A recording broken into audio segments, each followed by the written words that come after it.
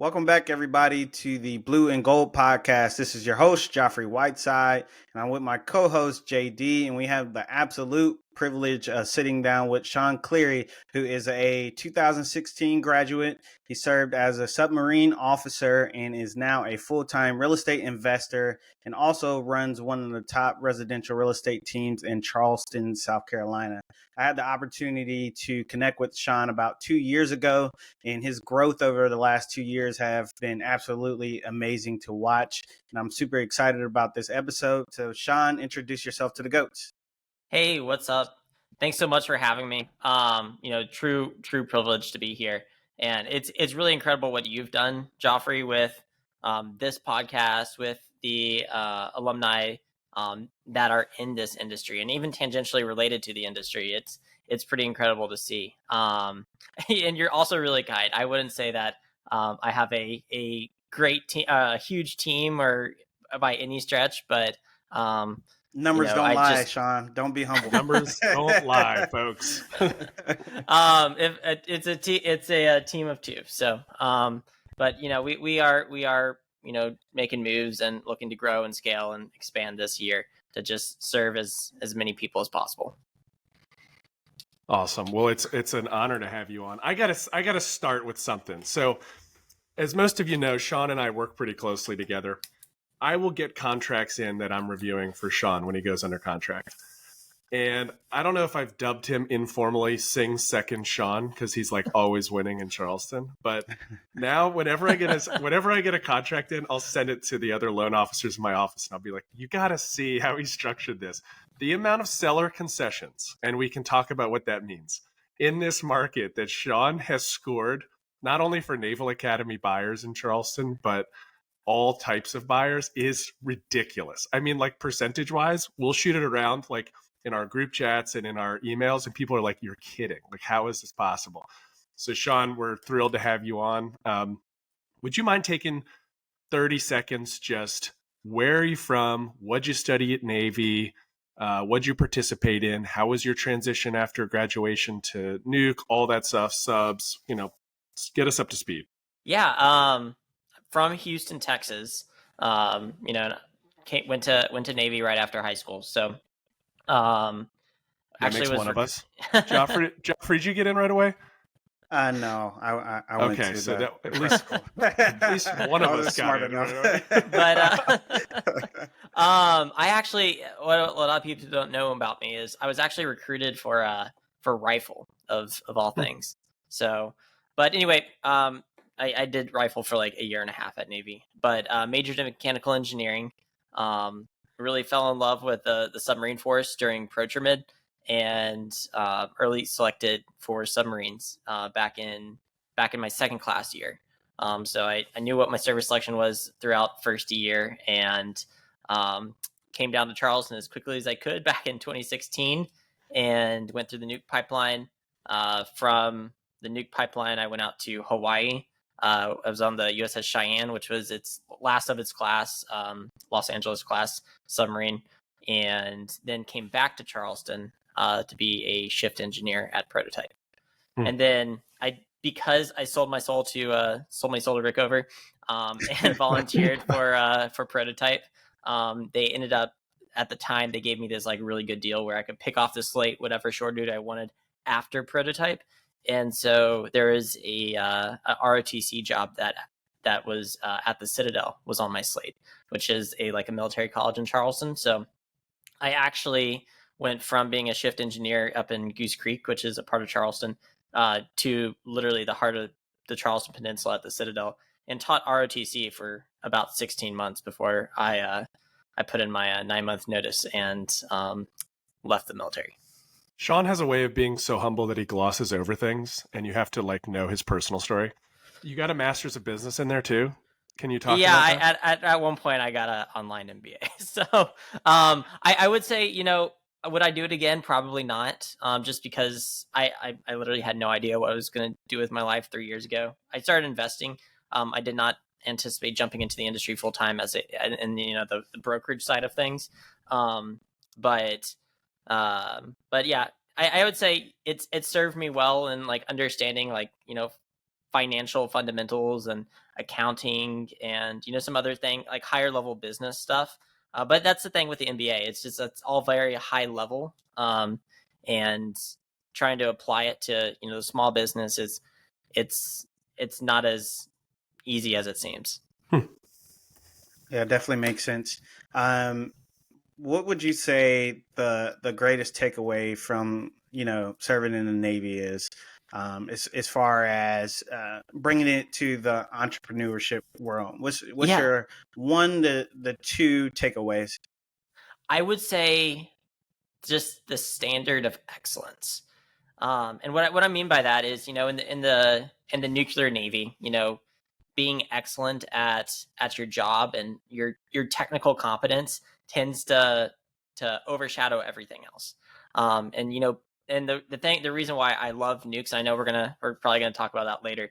But the reason why I love nukes and submariners and surface sailors who serve on carriers, is their commitment to the standards of excellence. They're too proud to fail. We're all too proud to fail. And we'll do what needs to be done no matter what the personal sacrifice is. And so I would say that I carry that standard of excellence, trying to know everything, to try to be the smartest person in the room. I carry that over into the real estate side of things. And I did have that unfair advantage of having been an investor before I got into being a real estate agent. So I had a lot of knowledge carry over there. But at the end of the day, it's just a commitment to excellence is the driving force of my business. When I think of really difficult real estate markets to break into after post pandemic, Charleston's got to be pretty high up there. How did you break in and become so successful in a market that's it's really established? I feel like in old family networking, I don't know how to really put a term to it. Yeah, I would definitely say that in certain areas of Charleston, like south of Broad Street, might have that dynamic. But there's just crazy population growth in Charleston right now. We're growing at a rate that's 6 times faster than the rest of the U.S. So not being connected to old Charleston families wasn't really a detriment. I would say you are totally right. It is a very difficult market to break into, more than most, because we have around 7,500 to 8,000 agents in our MLS. For perspective, and I would need to pull the actual sales data, but we have 1,500 closings a month. Wow. And so if you say that if there's 2 sides per transaction, that's 3,000. And so if every realtor was doing the same amount of volume, then nobody would be in business because it can't support any sort of lifestyle. So a lot of we do have a large volume of agents for not that much inventory and not that much transactions. Yeah. Yeah, that's crazy. The level you have been able to operate in that market. That's a big market. I think we have around 9,000 agents in this market, and that includes all 7 cities, right? Norfolk, Virginia Beach, and things like that. So you were doing kind of like the side hustle thing, where I feel like a lot of our listeners are looking to either create side hustles or have side hustles. So how'd you turn your side hustle into, income, essentially income on the investing side, and then, starting a real estate business? How'd you do that? How'd you manage that? Yeah, I would say it started, it started with investing. It started with, buying my own house first and foremost.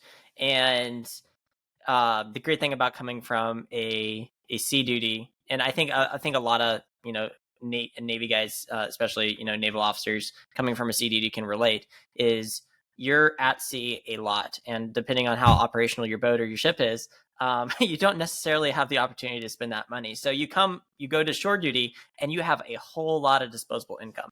I've always been really frugal, so I just decided to buy a house and start house hacking, and that kind of propelled me. And being the nuke that I am, I wanted to know more about this asset class I was getting into, which is how I fell into the Bigger Pockets community, and started listening to Bigger Pockets, reading all the books religiously, and that's what kind of kicked off my real estate investing journey was a lot of that was just disposable income coming from a C duty. Like I put my first 2 investment properties, I was able to put 25% down. Granted, this was before the market kind of popped. So the price points were a little bit lower than they are now. But that's crazy. That is really rare. Yeah, 25%. I mean, I've never done 25% down on a property. That's like phenomenally rare. But we're not talking that expensive Still, though, of price that's points. pretty sweet. But that's kind of how I fell into the the investing side, and then I realized that I had a lot of knowledge and I had a lot of value to provide to people. So I finished my MBA on like a Monday. It was graduation, and I was like, I need to do something else now. And so by this time, I was just wrapping up my shift engineer tour, and I knew I was transferring to be an ROTC instructor. So I knew I had a lot more time on my hands after that. So I started the real estate licensing, and by August of 2022, I had my real estate license and started at Keller Williams pretty shortly thereafter. And so, I never once thought that it was going to be a full-time, full-time job for me. It just kind of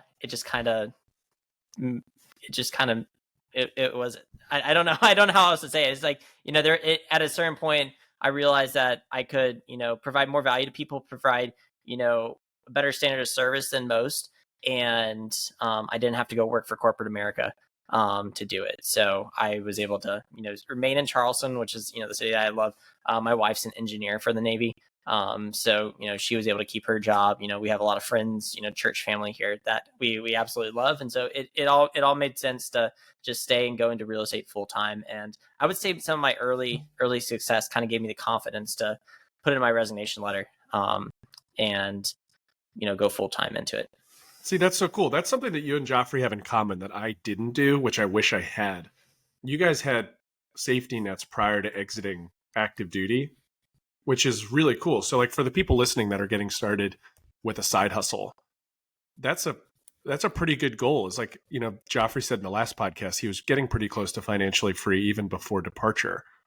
That's going to provide a lot of stability, but it's more like calmness. Like it provides a level of calm where you can focus on what brings you joy. Because there's also an opportunity cost, Shawn, of you not going and chasing corporate America. You have an impeccable background. You would be highly sought after by civilian firms to do a number of different things, as I'm sure you know. So like that's also something to consider, is the opportunity cost of like not pursuing your side hustle if you could go do something that's pretty amazing.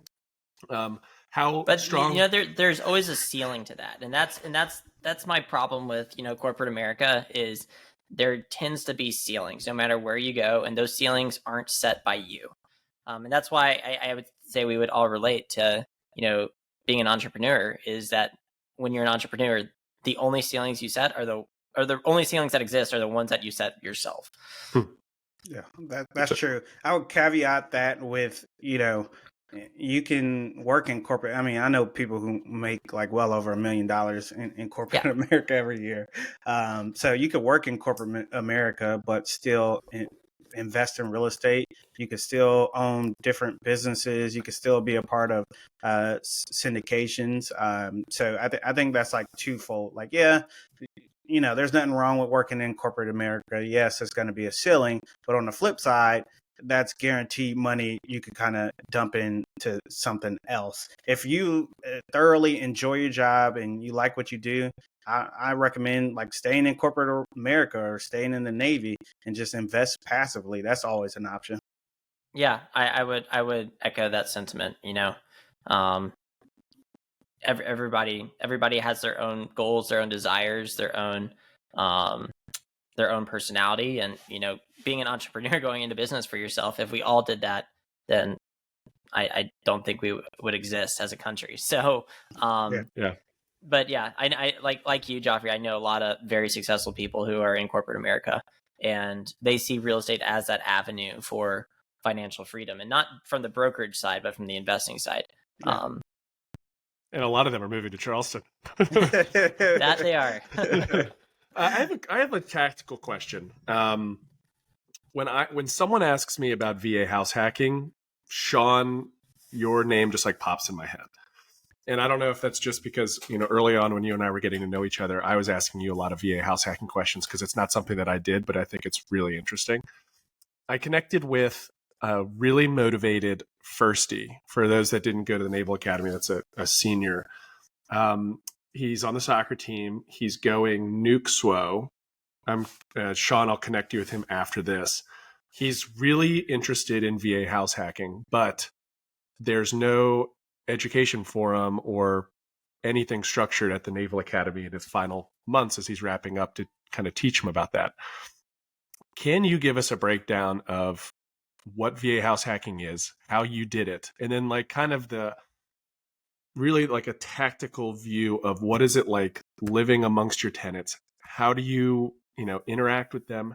How do you budget? How do you get rent? All the good stuff. Real, like if you want to use real numbers, that works great for like individual units, whatever.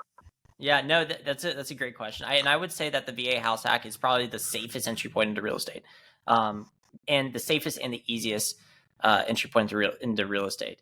I say it's the safest because when you think about real estate in terms of risk, there's really two risks. There's the risk of your debt obligation, that's your mortgage payment every month, and then the money that's leaving your bank account in order to go buy the house to begin with. So those are like the two times where money's flowing out of your bank account, and the VA house hack fixes both of those problems. The easiest fix is it's a 0% down loan.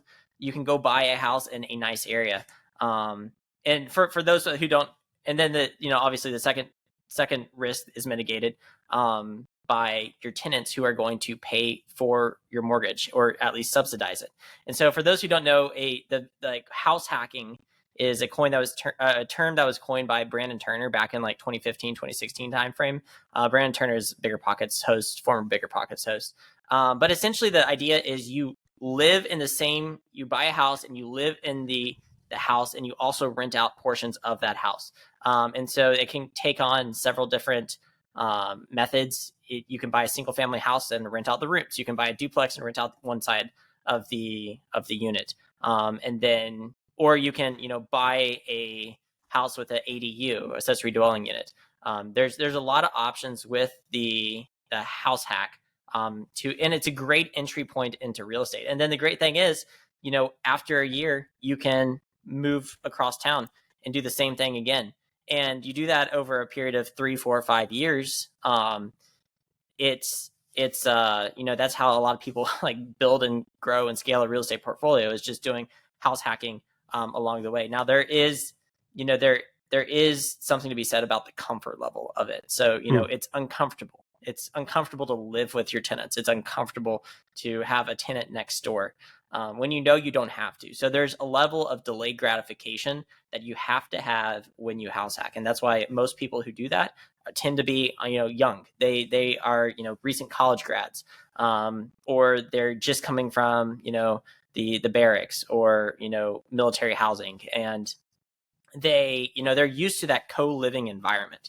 And so those are like the best targets for house hacking, is somebody who's willing to get roommates and has that sense of delayed gratification, saying that, I don't need to go rent a $2,000 a month apartment by myself. I can go buy a house and rent out 3 rooms, and now I don't have a mortgage expense. That's interesting. I never even thought about that. You can find tenants that have already been conditioned kind of to live around other people or share a bathroom or something like that. I never even thought about that because, I guess once you get to a certain level, either in your career or in family building, you've been, unconditioned from that. Like I couldn't go back to it, but right out of the academy, that's exactly what we were trained to do. Yep. And my house hack journey started with, I'm in 03, I PCS to Charleston. I buy a not that expensive house. My mortgage payment's like $1,400 a month. And I'm like, I have this huge mortgage payment. it's like well below BAH too, by the way. And I was like, Oh man. I was like, this is so risky. So I did the only thing I knew how to do was, get a roommate. I had roommates like throughout the nuclear pipeline. When I was in Hawaii, I had a roommate. And so I got roommates, and I realized that my roommates were paying for my mortgage, and there's something to this. And so I started looking, and that's really how I fell into investing. Now, at that point, I met my girlfriend, who then became my fiance, and then you guys know the story. We got married last year. But during this time, like I did have roommates, and I kind of like phased that out. But I knew that I wanted to continue to house hack. After we got married, we were going to move into a house together. And so I ended up buying a house in a nicer part of the Charleston area, in West Ashley. And it was a really weird house, a really funky floor plan, split level. And I was looking for a house like this for months. And it finally, came across. And what I was able to do is I was able to put up a interior wall, install an exterior door, and then I fully furnished that.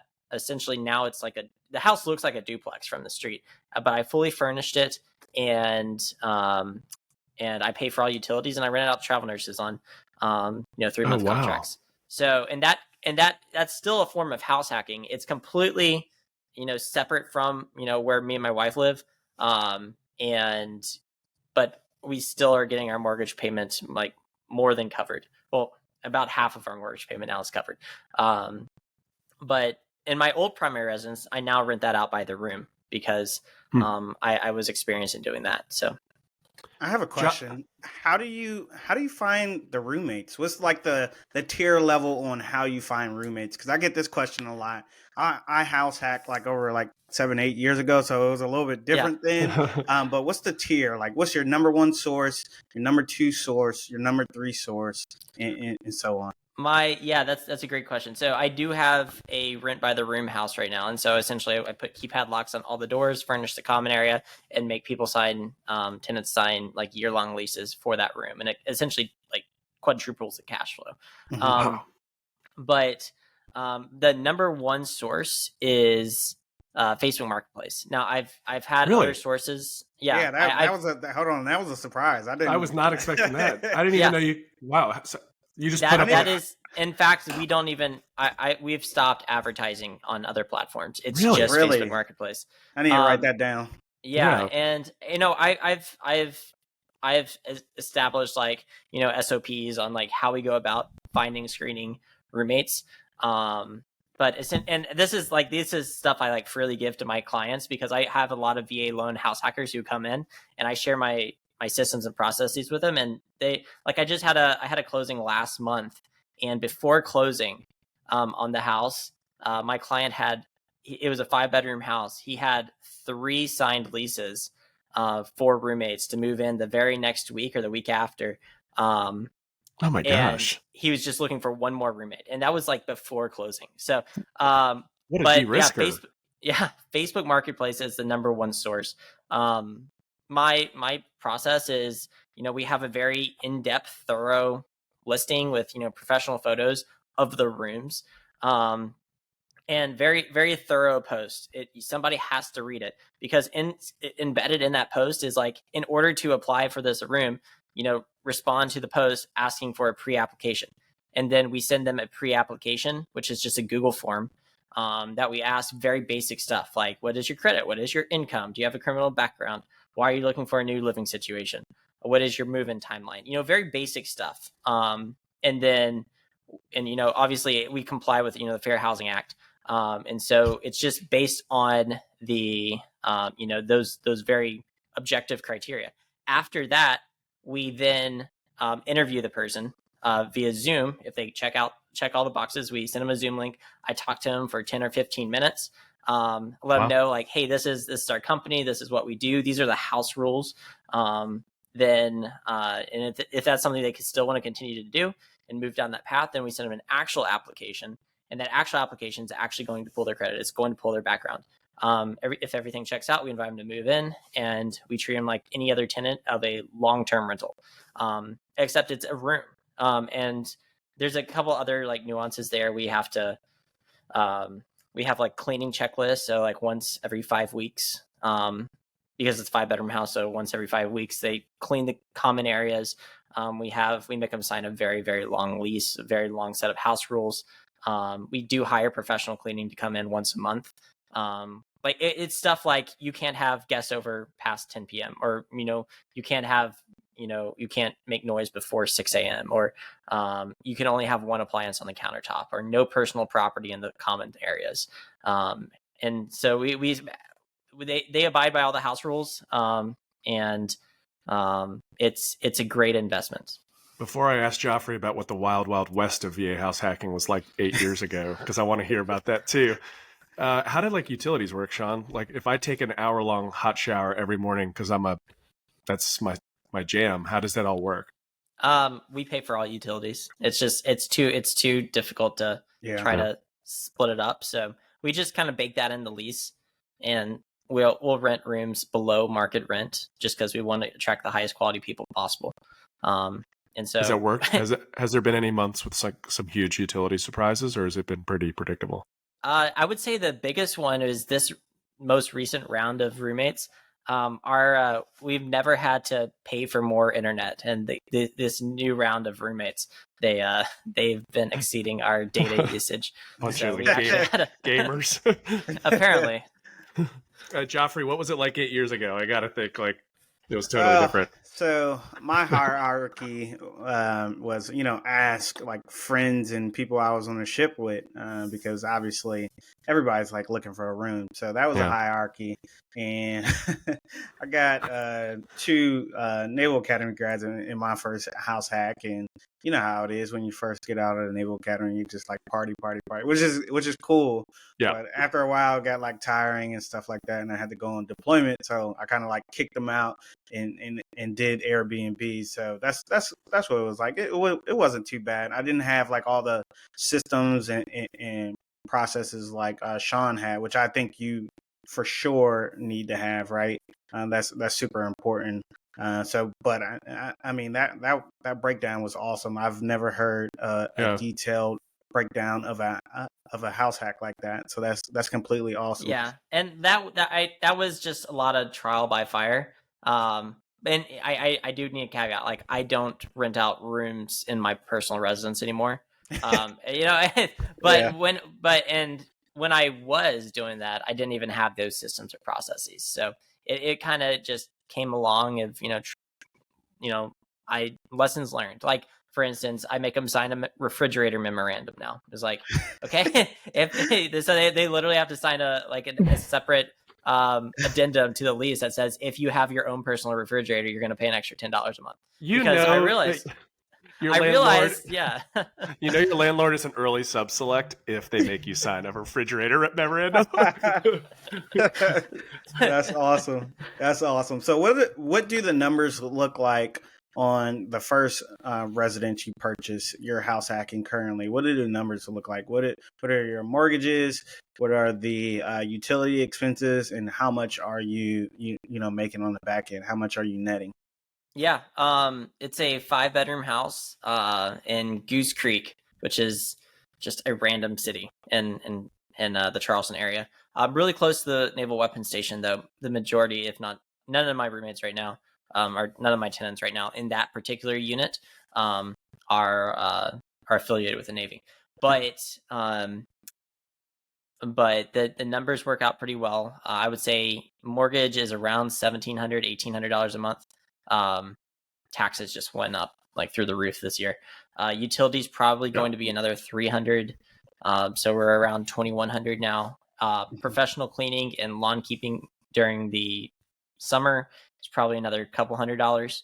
So, summer months, $2,300, expenses. And we're probably pulling in close to $4,000 a month, in rent. So, dude, and that same house could rent for that same house. If I wasn't paying for utilities, if I wasn't paying for, the professional lawn care and everything, that same house could rent for probably $2,200 a month, which would be $400 of cash flow. Which is solid for a single family house. Yeah. What? But Dude. yeah, but now instead of $400 of cash flow, we're getting about $1,600.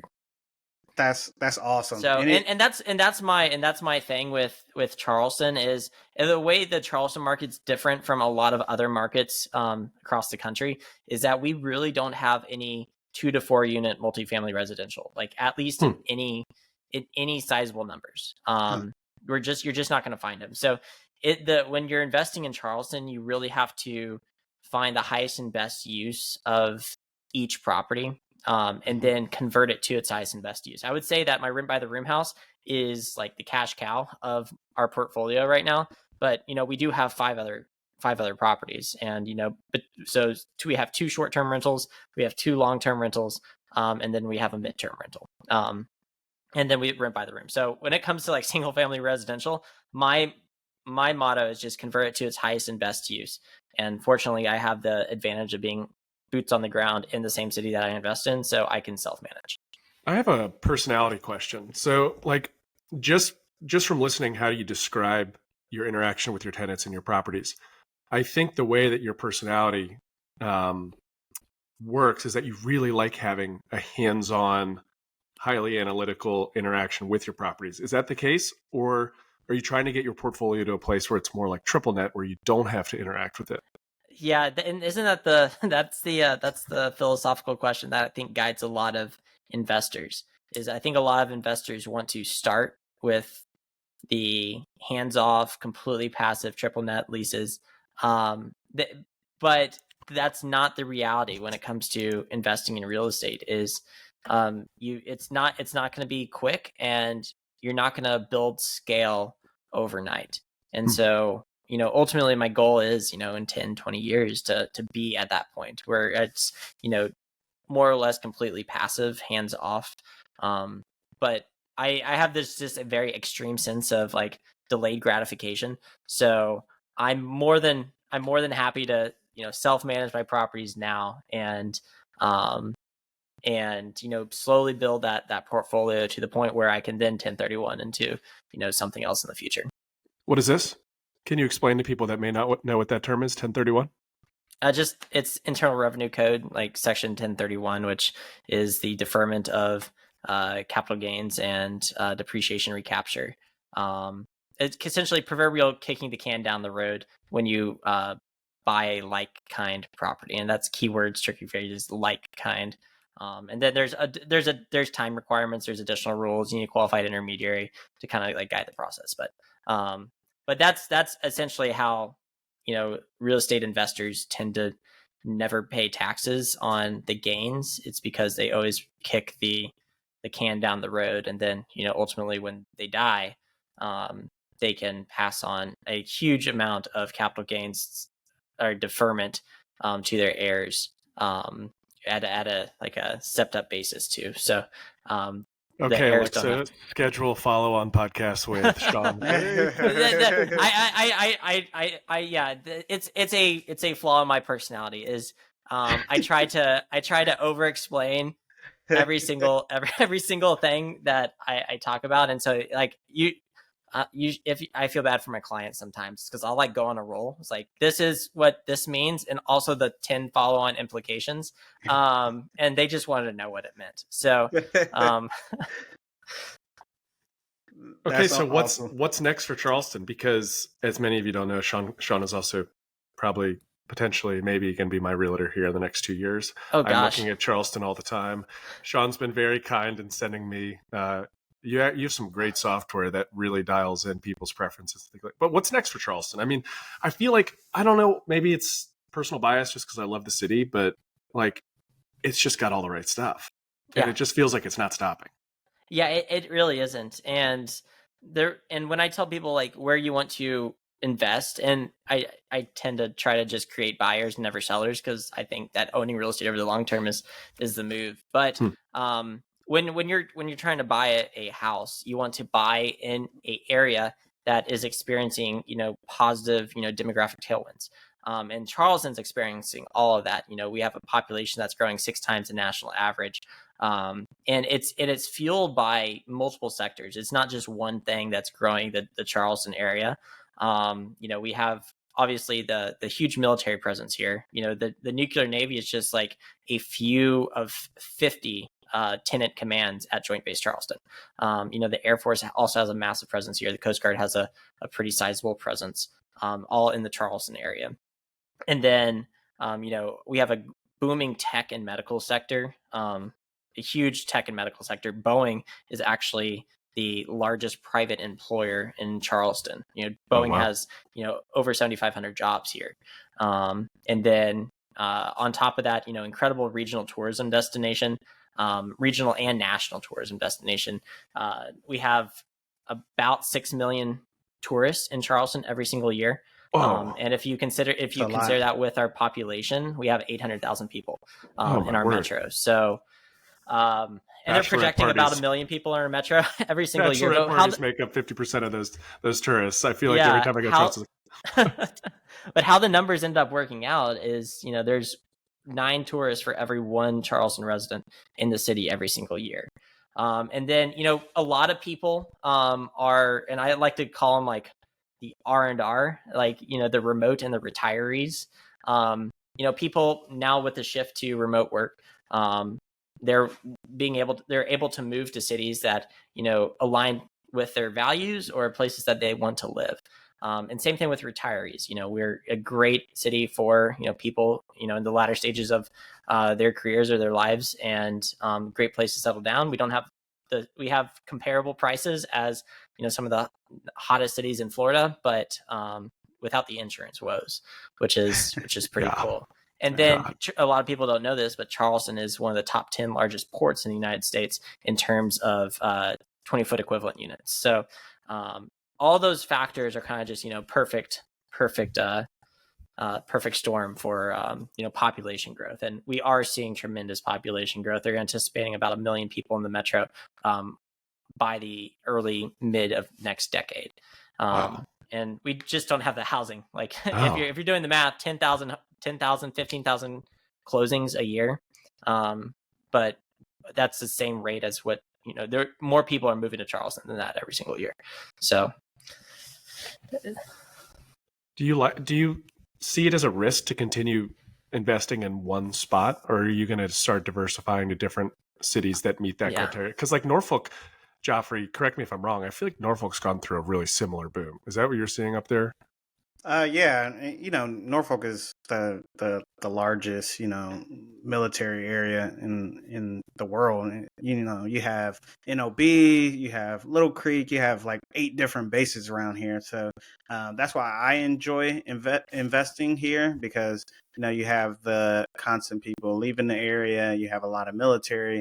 You have a lot of contractors that help the military and stuff like that. So that's what we're seeing. Not as big as a boom as Shawn is seeing, but it's steady, and that's what I love about this area. So yeah, and it's consistent too. You always have that constant influx of government employees, which is really good for wage growth and job stability. So, and really that's the 3 things that are going to determine whether or not you should invest in the city is, population growth, wage growth, and the rent growth. That's true. That's what you look at and analyze when you're doing larger multifamily deals. Like, what's the population growth, the things that you just said. I have like this whole entire calculator that gives you like a score on that per city. So it's pretty interesting. It's funny that you mentioned those items. Yeah. Shawn, I have a quick question. Joffrey and I are co-emceeing this year's Blue and Gold Summit, which is going to be up in Annapolis. The slogan this year is "You can do both." So you can be a diligent real estate operator and also a diligent naval officer. The goal is to have people like you sit down with midshipmen and give them kind of what we didn't get, a really 60-second get up to speed on what is achievable. In a perfect world, if Shawn Cleary, you now could go back to firstie Shawn and sit down with him for 30 minutes or 30, I don't know, even 30 seconds, and give him a little coaching about if he was interested in real estate, what would that conversation look like? The barrier to entry is very low. You have you have access to the best loan product that you can possibly have. And nobody makes money in real estate. They shouldn't make money in real estate in the short term. Like, real estate is a long-term hold. And so and I have the same conversation with a lot of ensigns who are looking to buy, or they have bought in Charleston, is like, let's take a look at your house now. Let's factor in, principal pay down over the next 5-6 years. Let's factor in, appreciation over the next 5 to 6 years. And even if appreciation just is at the rate of inflation, or it might be even a little bit lower. But if we just had appreciation at the rate of inflation, we take a look at your principal pay down over the next 5, 6, 7 years, which is a nominal junior officer tour, at least for a submarine officer, is 6-7 years. Take a look back at that investment that you bought 7 years ago with the principal pay down, with the appreciation, and that's not even to mention the other benefits of owning real estate, like buying equity, or the tax benefits, or the cash flow of your investment. Just take into account the principal pay down and the appreciation over that 7-year period. You will separate from the military, or if you choose to continue through the military, but you have a huge decision point. Like, do you sell your house? Do you continue to hold it and invest it? But that option doesn't exist if you don't buy a house when you are an ensign, or you start early and you just hold it for the long term. And so that's what I say. Your wealth in real estate comes from long-term holds, and it is better to start early. Just like everybody's like, start your, start paying into your 401ks early, start your retirement accounts early. You want to start investing in real estate early, because everybody, and I would say there's very few people in our country that say, I'm never going to buy a house. Like, everybody says that they're going to buy a house at some point. Like, we've all had that, realization, like from when we were kids, like, eventually I will buy a house, eventually, when the time's right, or, whenever this indeterminate thing happens in my life. I can't actually put a timeline or numbers or anything to it. Everybody knows they're going to buy a house, so might as well just buy your first house and then hold it for the long term, because that's where true wealth in real estate is made. There's never been a 14-year period in U.S. history where real estate has gone down in value. So in that perspective, that it is one of the safest asset classes out there. Do your parents think you're crazy? I know a lot of our, people have conservative parents that weren't in real estate like mine. Are they like, you have 10 tenants, you're living with one of them, like you're collecting rent? Do they think you're totally nuts? I think that they've seen what it can do, and now I'm like, my dad is trying to buy an Airbnb. So I think more than anything, like it's opened their eyes, because I think a lot of people, like, their eyes are closed, or they subscribe to the Dave Ramsey mindset of, like, debt is bad. Let's, not leverage other people's money. I mean, which is totally fine too. Like, everybody has their own, risk tolerance, their own comfort level. But at the end of the day, true wealth in our country is created through the idea of leverage. If you can't leverage other people's money, you're going to be working till you're 60 or 70. So absolutely. What's 3 pieces of advice? It doesn't have to be real estate advice that you would leave with either a young midshipman or somebody who is young or older to essentially get started in entrepreneurship or just life. Just 3 pieces of advice that you live by. That's a good one. I didn't think about this. I would say, start with excellence. Start with standard of excellence. If you're going to commit to something, be excellent at it. Do the research, do the homework, learn everything that you can about it, and then treat that with excellence. Don't take shortcuts. And I would also couple that with knowledge is going to get you off the sidelines. Like, everybody has this analysis paralysis where Sure. They overthink something, they overanalyze something, because they're unsure. They're unsure to take the risk. They're unsure to step in. But the cure to analysis paralysis is knowledge, in my opinion, is when you know something inside and out, that when you see an opportunity present itself, it's an opportunity, and the only question is like, how fast can I take advantage of it? It's not, should I? So like, I'll give you an example. I knew I wanted to invest in this particular area, and I wanted to buy, at this price point. And then an opportunity popped up that was at a lower price point that required less rehab than I thought I was going to put in. So within 12 hours, I had it under contract, inspection scheduled, and all that would not have been possible. And I knew I was committing myself to spending six figures on this. So like within 12 hours of identifying a opportunity, I had committed myself to spending over six figures to make this opportunity happen. So knowledge, learning everything you possibly can about the path you want to go down, whether it's a side hustle or a full-time hustle, that's the most important thing. Listen to the podcast, read the books, listen to the audiobooks. There's so much knowledge out there, and so much of this knowledge is free. There's no need to like pay $10,000 for the Pace Morphy sub 2 crowd. There's no need to pay for $10,000 gurus to teach you something that's publicly out there. So I would say just learn everything you possibly can, and then think. And then I would say like that last piece would be shift your mindset to one of delayed gratification.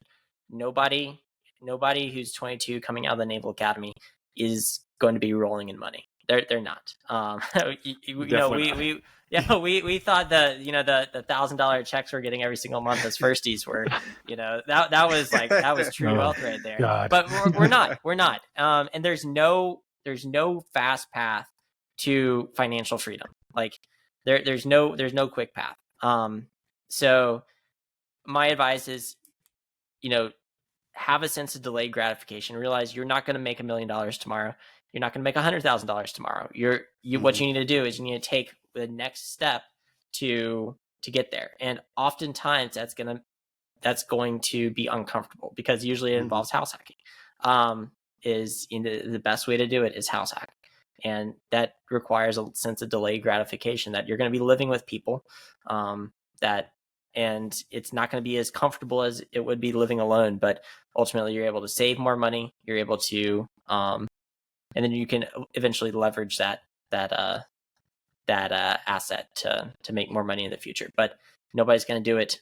Nobody's going to do it overnight. Nobody's going to do it in the next 1 or 5 years. It takes time. I'm going to do a little call of action here to put our money where our mouth is. Shawn's cell phone number is 713-878-4783, and we'll drop it in the show notes too. But yeah, text him about the house hacking guide. Literally just be like, hey, I'm going to text him today and be like, I totally threw away the farm early in my career. But shoot him a text and be like, hey, I'm interested in learning your story. How did you do it? I'm a nuke at Navy or whatever I early selected. I'm going to head down to Charleston. Hit up Shawn. He literally is offering free advice. And it's that call to action that I needed that I don't think I necessarily got when I was younger. Yeah. Me neither. It's huge. It's huge.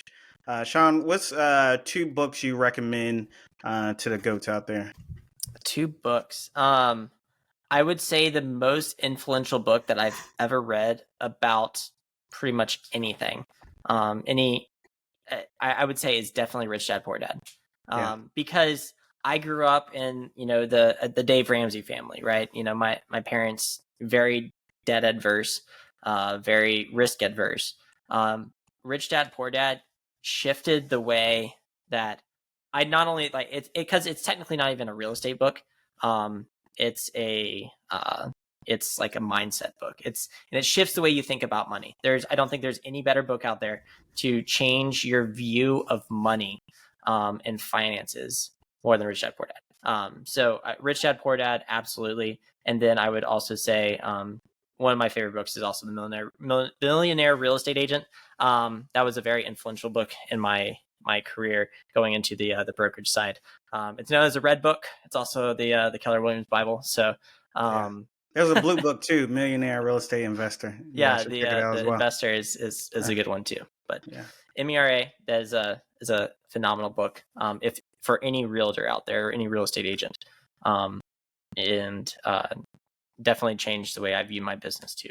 I am looking to bring on a full-time realtor or buyer's agent on my team too. So if you guys know any real estate agents down here in Charleston who might fit the bill, let me know. Absolutely, absolutely. Shawn, it's been a pleasure having you on the show. Watching you grow over the last 2 years has been, ridiculous. It's been awesome to see, and I know you're gonna, grow some more in the following years. Like I said, I appreciate you being on the show. And this is Joffrey Whiteside and JD. Relationships are the most important currency. Signing out.